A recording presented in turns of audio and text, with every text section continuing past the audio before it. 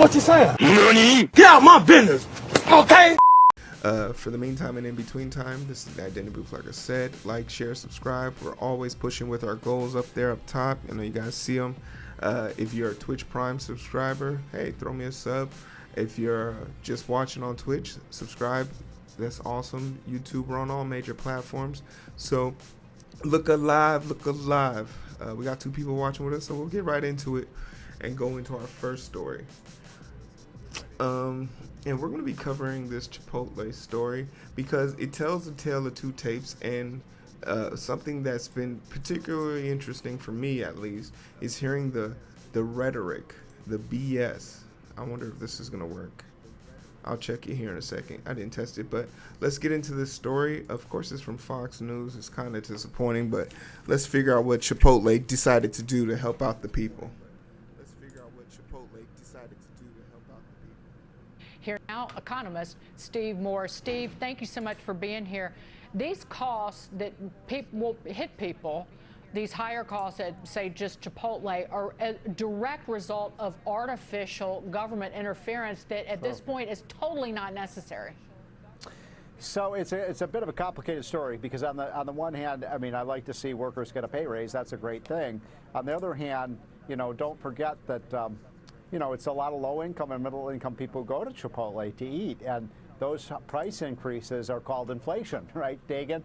And that means, you know, whether you go to McDonald's or Burger King, because I think a lot of these fast food restaurants are going to have to raise their prices now because of these federal policies, and that's going to hurt the people at the bottom. I mean, I made this point with you last week that inflation really is a tax on the lowest income people, right? Because certainly Bill Gates and Warren Buffett don't care if the price of a burrito goes up. But for people living on fixed incomes, when you have to pay more to, you know, get a sandwich or fill up your tank or for rent, those things really hit people at the bottom. It's like it shrinks their paycheck. Okay. I have to stop right there because it's, you know, and there's something to be said about Fox News, right? Like Fox Business used to be kind of dissociated from Fox News, but it seems that they have fulfilled in that rhetoric and fooling this talking point. But this is complete bullshit because remember that federal increase was only for federal employees and governments, and Fox News Business is anticipating that you, the viewers, don't know that.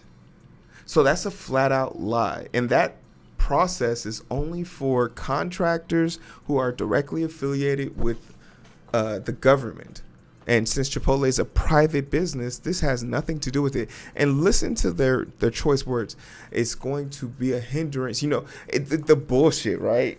First of all, just slapping anyone who eats at Chipotle. You know, Chipotle's for a lot of low-income people. The fuck? The disrespect. The total unadulterated disrespect. That has nothing to do with the fact that Chipotle's decided to do this. And we'll get into the reason why Chipotle did this. But also, I just want to show you the talking points and the rhetoric that they'll use to dissuade you from believing that this is going to work. In terms of the inflation picture, do you think... And this is not inflation.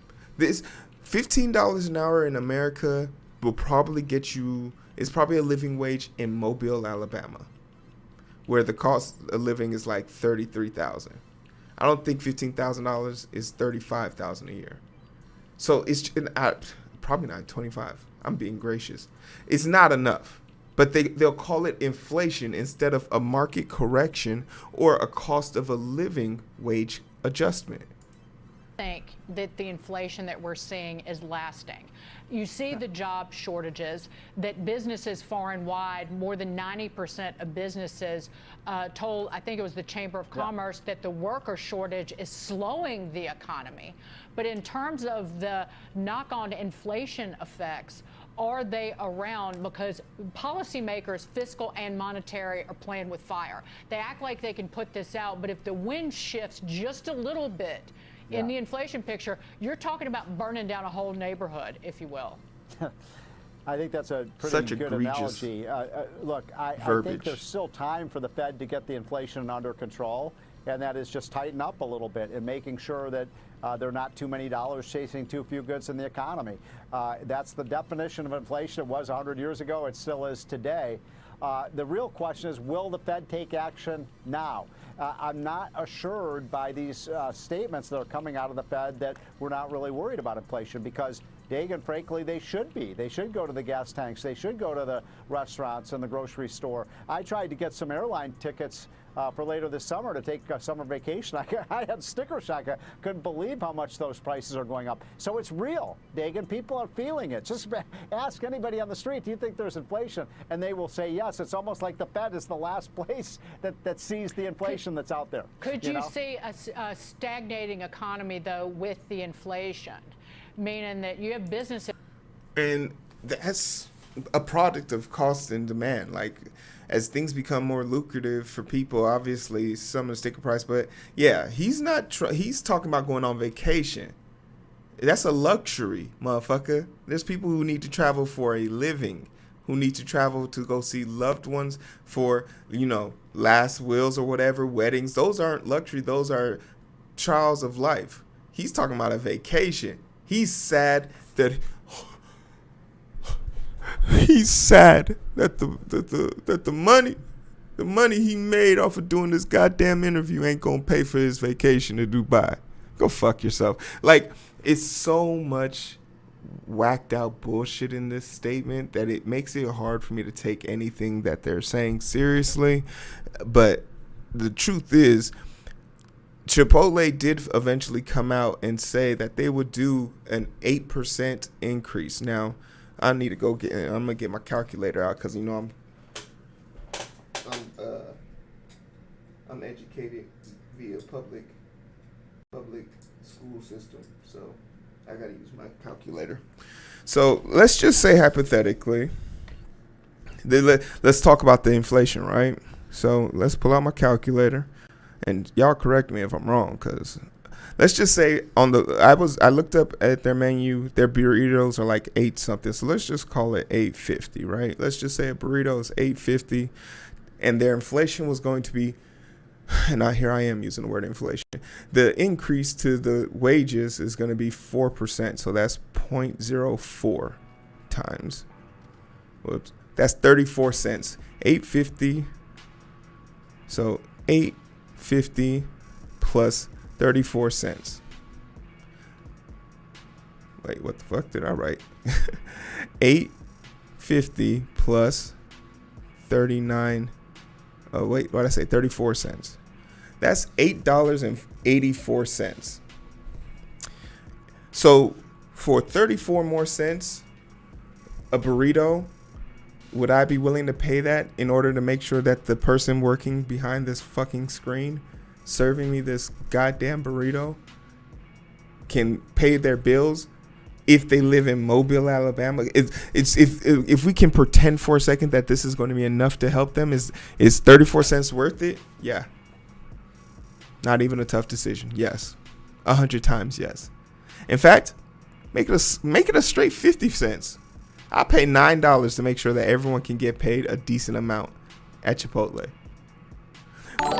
The talking point, the bullshit talking point that people love to use is that money isn't a figment of our imagination. For 50 cents, you could feed, remember those commercials? They'd be like, for 50 cents, you could feed a poor, hungry kid in Africa. Motherfucker, for 50 cents, you could feed a kid in America.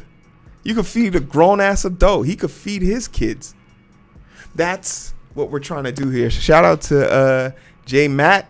I appreciate that. Thanks for coming through. I see you in there. I appreciate you. Thanks for subbing to the channel. Welcome to the booth. Don't be shy. Say hi, man or ma'am. Tell us if you have any questions about any stocks that you're following, or if you're interested in any stocks. We'll be answering questions at the end.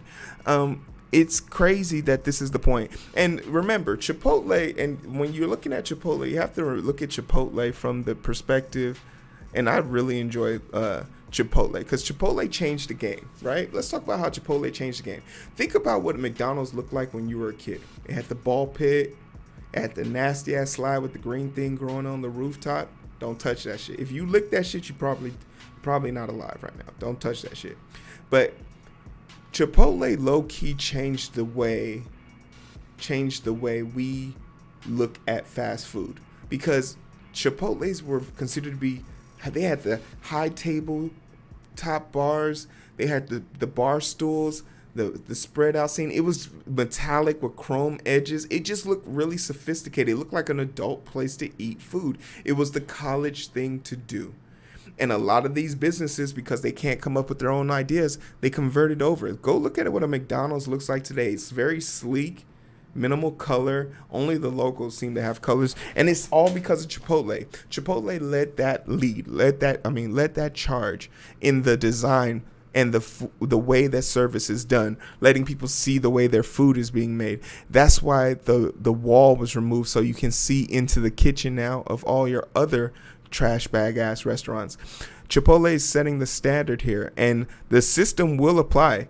People like me, I don't eat fast food, but if I have to now, I'll drive an extra distance to go help Chipotle, because I know Chipotle is treating their people right.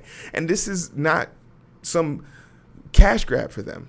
They had their CFO come on air and talk about how they're making their careers, they're trying to stop people from working jobs and start working careers, because there's a way to move up in these things. You can franchise your own place. It's not beyond your reach. And, you know, they're talking about paying for your college and stuff. Definitely read the fine print on that, because it's definitely be like 8 years you got to be in that shit. But it really strikes me as odd that people aren't like old people from Fox News Business are using Chipotle doing the right thing to kind of target them, and we're not gonna take it. It's not gonna work. I think the viewership is a lot smarter. The idea that paying someone a living wage is becoming more and more ethical, as ridiculous as that sound, but that's how Republicans and people on the right try to make it seem. If Chipotle doesn't fold, I might fuck around and buy some stocks in Chipotle, because they're actually down in the dumps. And if they have a good dividends, why not? You know, put your money where your mouth is, right? Right. So we're going to take a look into that.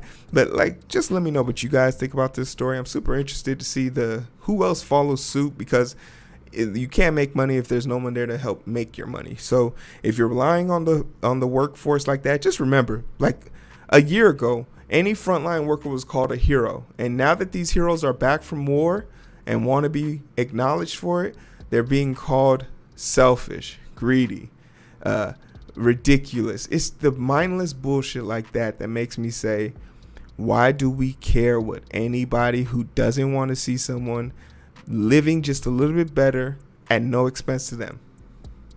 It's 34 cents is not going to hurt you. But that's not for me to decide. That's for you to decide. Let's talk about it. Like, share, subscribe.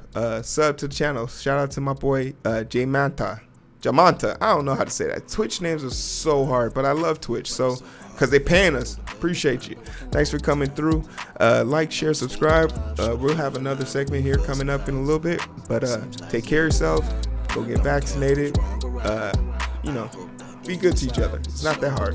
We could catch the vibes, but it's so hard to find through the daily grind. Been working overtime, and I'm sleep deprived. Shorty on my line, and we fuss and fight. Seems like every night. Don't care who's wrong or right. I hope the end is sight. Slow it down, and we can catch the vibes.